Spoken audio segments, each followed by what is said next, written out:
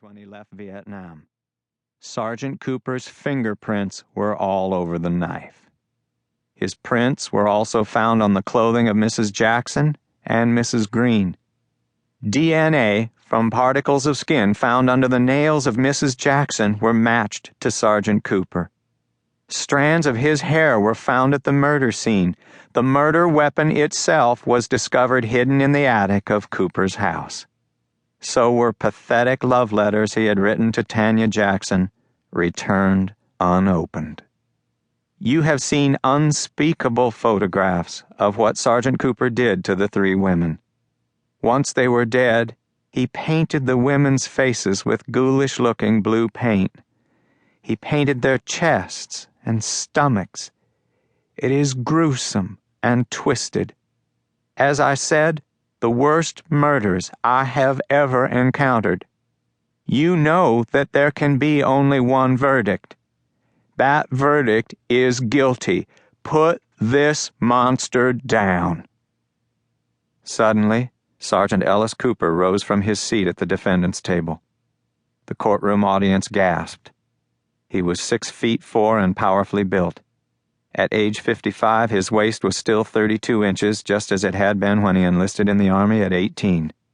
He was wearing his dress greens, and the medals on his chest included a Purple Heart, a Distinguished Service Cross, and a Silver Star.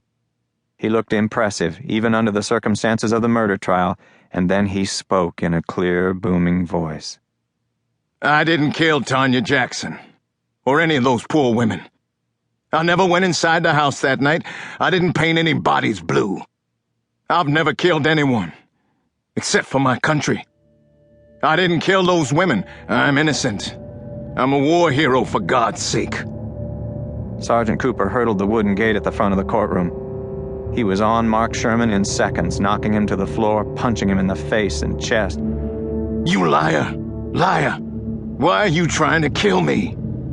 When the courtroom marshals finally pulled Cooper away, the prosecutor's shirt and jacket were torn, his face bloodied.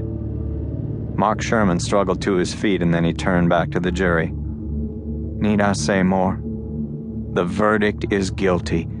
Put this monster down. Chapter 2. The real killers had taken a small risk by attending the final day of the trial in North Carolina. They wanted to see the end of this. Couldn't miss it. Thomas Starkey was the team leader, and the former Army Ranger colonel still looked the part, walked the walk, and talked the talk. Brownlee Harris was his number 2, and he remained deferential to Colonel Starkey, just as it had been in Vietnam, just as it would always be until the day one, or more likely both of them, died. Warren Griffin was still the kid, which seemed marginally funny since he was 49 years old now. The jury had come in with a verdict of guilty less than 2.5 hours after they were sent out to deliberate. Sergeant Ellis Cooper was going to be executed for murder by the state of North Carolina. The district attorney had done a brilliant job of convicting the wrong man. The three killers piled into a dark blue Suburban parked on one of the narrow side streets near the courthouse. Thomas Starkey started up the big car. "Anybody hungry?" he asked. "Thirsty," said Harris. "Horny," said Griffin, and snorted out one of his goofy laughs. "Let's get something to eat and drink, and then maybe we'll get into some trouble with the ladies. What do you say? To celebrate our great victory today." "To us," shouted Colonel Starkey as he drove down the street away from the courthouse. "To the three blind mice." Part 1. The Last Case. Chapter 3. I came down to breakfast about 7 that morning and joined Nana and the kids around the kitchen table. With little Alex starting to walk, things were back in lockdown mode in the kitchen. Plastic safety locks, latches, and outlet caps were everywhere.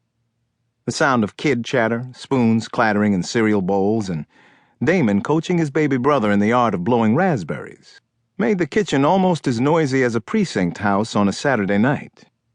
The kids were eating some kind of puffed-up chocolate-flavored Oreo cereal and Hershey's chocolate milk. Just the thought of all that chocolate at 7 in the morning made me shiver. Nana and I had eggs over easy and 12-grain toast.